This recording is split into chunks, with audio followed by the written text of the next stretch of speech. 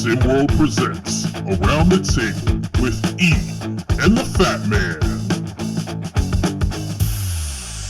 What's up, everybody? It's me, it's the B.O.B., and I'm here with my man E. How are you doing today? Hey, Bob, I'm doing well, and hopefully you are too, and hopefully so is everybody out there in SimWorld. Absolutely, but you know what, man? These weekends go by so quick now. I hate it. I need to have less fun so it goes along a little slower. Yeah, fair enough. Well, this is Around the Table with E and the Fat Man. That is E. I am the Fat Man, and this is the podcast where we just talk about anything sports. Today, we are 2 weeks away from the Race to One beginning, and we still have some seeding issues to work out, but the field is locked, and I think we're in for an exciting Race to One this season. And today we're going to talk about me and E, we're both going to pick one team that we think could make a little bit of a Cinderella run, maybe one of the top teams of the year, making an early exit, and then right now, who maybe we think is going to win. And what I also noticed, and I do want to apologize to everybody, I did spell predictions wrong on the graphic. Oh my God. So Bob. I know, I just noticed it, and I'm not restarting. We're on a roll right now. So E, you go ahead, and I'll let you pick your Cinderella. Well, you know, it's funny. At the start of the season, I don't think anybody would have thought of these guys as a Cinderella, but they basically just barely scraped into the playoffs, one of those last seeds. In fact, the last seed in the Legacy Conference. My Cinderella team is Bad Boys Basketball, barely over 500 at 16-14 on the year. Now, they do still have one more game to play, but, this is a team which hasn't exactly strung a lot of winning streaks together. But that said, they have been playing well lately. I've won 4 of their last 5. I've won 2 in a row. And, when you look at the construction of Bad Boys, first of all, you've got Lorenzo Phenom. And I think we all remember that he is a great player. But, maybe just because Bad Boys has not been that good this year, in spite of the fact that he's scoring 16 points, ripping down 7 rebounds per game, he's actually 5th in SimWorld with 7 double-doubles overall. But, he hasn't been the dominant Tyson Simpson kind of player that maybe some people hope for. And I think they got faded for that reason. But you also have to look at this backcourt. You got the Pagnotti posse, you got Bo Pagnotti, and you've got Samuel Bogus in the backcourt too. And those two, really good. Both can score. Sam can pass the ball. Bo, more of a, outside shooter. But I think that the two of those can get high. I think that's always a good sort of, base to start with. If you got a team that's going to go on a run, is I want to have good guard play, but at the same time, I do want to have that big guy down low. It's not a perfect team. Sonny Jackson, relatively new coach in charge of them. That's a factor too, is, you're coming on at the end of the season. But that said, I do just like those pieces here. I like that backcourt. I like Lorenzo down low. Aiden Weaver coming out there and bombing, one of the best three-point shooters in this game. Guys like Nathaniel Garcia too. I just see Bad Boys as that dangerous team that can beat anybody on any given night and can maybe get hot and do a little bit of damage here in the Race to One. Oh, E. You don't like that one, huh? I think the problem is they do just enough every couple games to be where they are. And I'm going to go with a team myself that has a lesser record, but with Bad Boys Basketball, I don't know. I don't have the faith in them. I mean, if they're going to run into either Rocky Mountain Monsters or Gotham 5 in the first round. I don't think there's any chance. I'm kind of giving my hand a little bit here of who I'm not going to pick for our early exit. Bad Boys Basketball, if they face Gotham 5 or Rocky Mountain Monsters, they're done in the first round. I don't give them any chance to beat Gotham 5 or Rocky Mountain in the playoffs. Get hot from outside. You got a player like Lorenzo Phenom down low. But anyway, I don't want to step on your toes here, Bob. Give your spiel and let's hear your team too. No, it's hard for me because I don't necessarily, when I think of a Cinderella, I think of a team that people don't think stand a chance. And I don't feel like there are a ton of teams like that in either conference right now. I do think I'm going to jump to the Legend Conference, though, and go with the only team that I think is truly considered or could be considered a Cinderella, and that's SimWorld Asia Pacific. Again, they do have a worse record than Bad Boys basketball, but Asia Pacific hasn't had coming into the season, we weren't hyping them up. They did have a huge upset in the beginning of the season against Showtime Basketball, which Showtime Basketball is still fifth in the seeding right now. But we never really had any expectations for Asia Pacific. Jeez, I can't talk Asia Pacific. But like Bad Boys, we expected Lorenzo Phenom's going to carry this team, just kind of like we did with SimWorld Europe, who is not in the race to one. Henrik Vekic was supposed to lead them to the promised land, and Phenom has not yet. He's 16.3 points a game, 7.1 rebounds, but he just hasn't done enough for me. We expected, at least I expected, him to be challenging Tyson Simpson for the top big in all SimWorld hoops. And Lorenzo Phenom has kind of fallen into that second tier, in my opinion, where he's just, and it's not a bad tier, it's a very, very good tier, but he's not leading your team to victories right now like he should. And I don't know, obviously there's been a lot of baggage there with his dad and everything, but yeah, I don't have the faith in Bad Boys basketball. But Asia Pacific, I mean, they've done it with, coming into the season, they've done it with nothing pretty much. I mean, we have the Reyes's, we have Kai Nubi, all very, very, very solid players at the 1, 2, and 3. Well, JD Reyes isn't starting right now, but he would be probably their 2, maybe their 3, and they'd flip Kai Nubi around. But they're their top 3 players, and if we didn't talk about them, people would forget about them. But they're very, very, again, solid players. And they have Steven George, who's really coming along here at the end of the season. And I think people are going to sleep on Asia Pacific because there are no expectations. Unlike Bad Boys, where a team is going to come prepared because they know of that, they have that phenom factor. And I don't necessarily think that people are really worried about Asia Pacific, which means somebody could potentially slip up on them. I mean, well, I agree with that. Yeah, I definitely agree with that logic there. And, actually, I was the commentator for Asia Pacific's big win over Bay Area, where they qualified for that playoff spot. And yeah, people probably aren't too nervous about APAC, but maybe they should be. They are playing really well right now. Steven George, never going to light the scoreboard up, but he's might not let your big guys get much going either. He's a good defender, big presence down there. And you already talked about the Reyes as well as Kai Nubi. Yeah.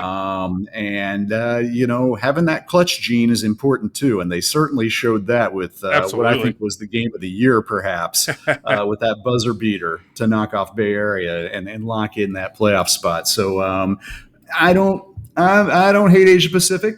But to kind of throw your argument back at you, they're looking at what? Southeast Select, West Coast.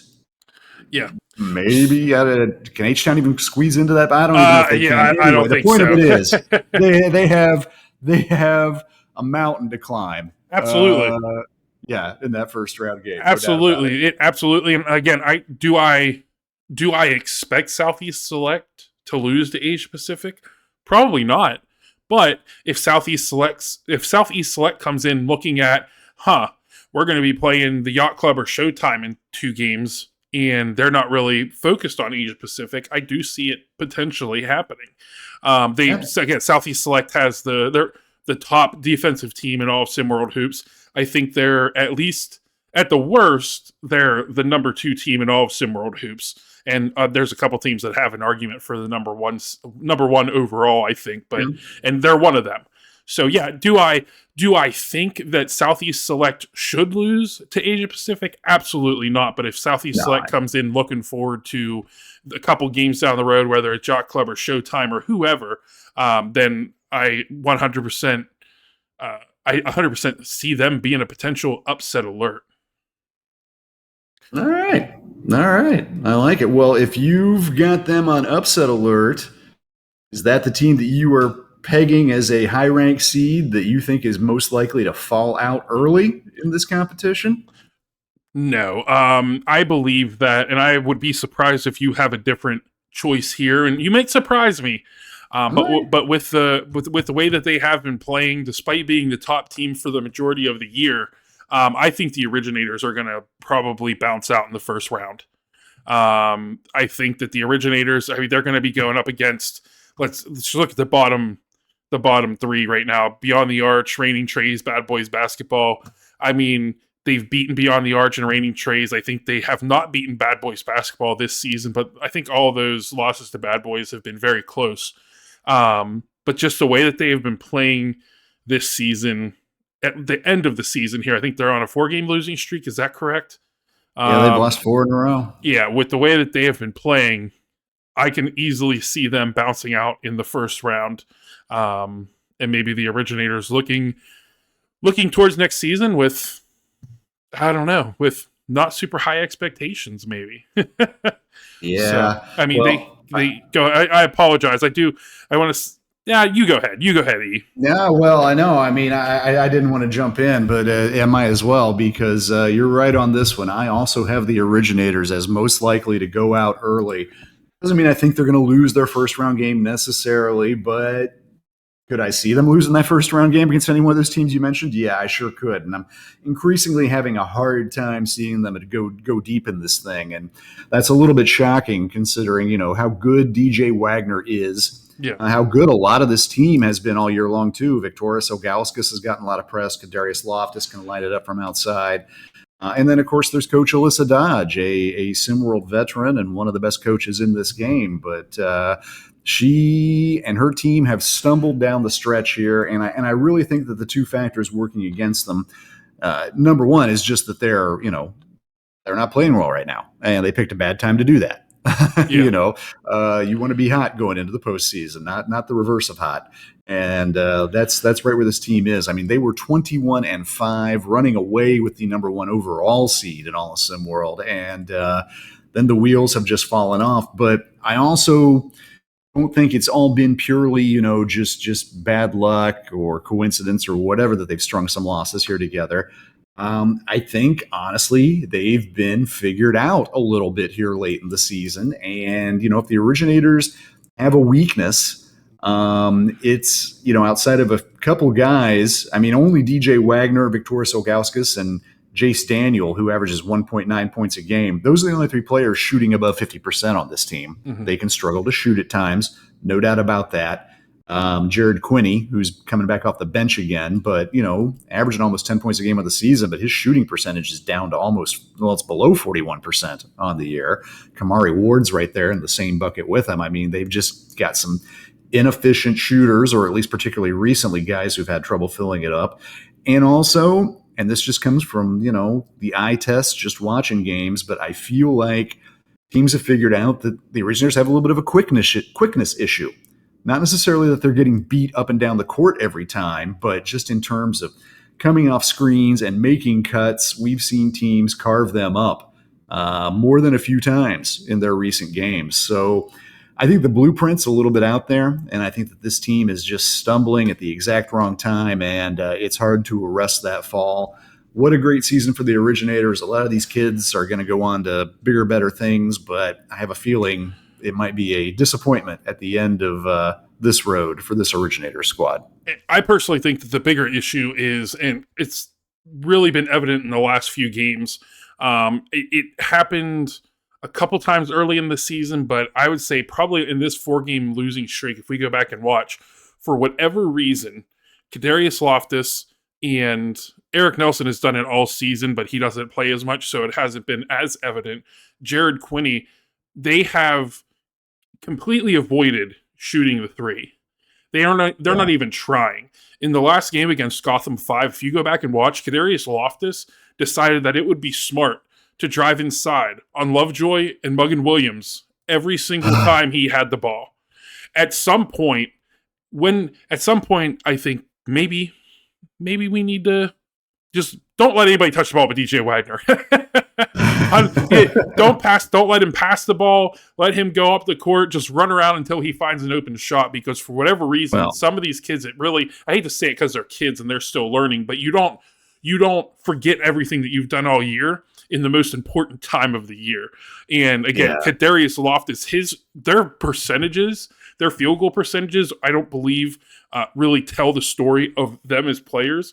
Because again, if you go back and watch, if you feel comfortable as a 6'2" guard going against 6'10", 6'11" guys, you're not going to make it very far.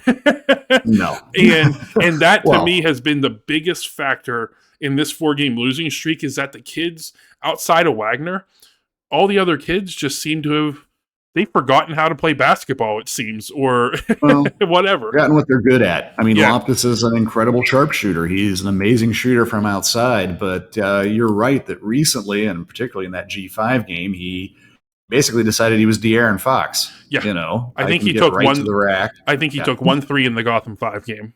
Wow. I mean, yeah, that's not a recipe for success. Not when No. you're going against, your skill set, basically. So, yeah. Well, we're like-minded on that one. So we've split. We've got 3 topics for today, and we split on the first 2.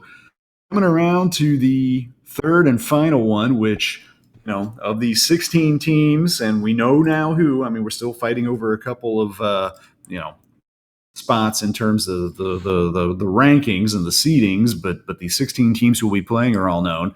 So we each have our pick for who we think is going to make it all the way and win the race to 1 this year. Bob, I'll let you go first, and I'll back clean up this time.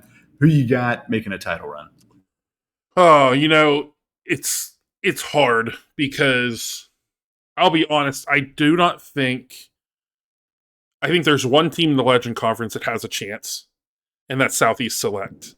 Right now, with the way that some of these teams are playing, from Best Coast down the Asia Pacific, whether they're winning or losing, I don't think any team is more complete than Southeast Select, and I don't think any team is stronger than them in the Legend Conference. However, I jump over to the Legacy Conference, and I'm like, okay, there's probably four teams that I could see potentially winning. But with the way that teams are playing right now, and I'm going to factor in my potential Cinderella choice into this too on who is going to be in the championship, I got to go with Gotham 5. I just think Gotham 5 is playing way too well together right now. They're currently they're on a 1-game losing streak, but prior to that, they were on a hot streak.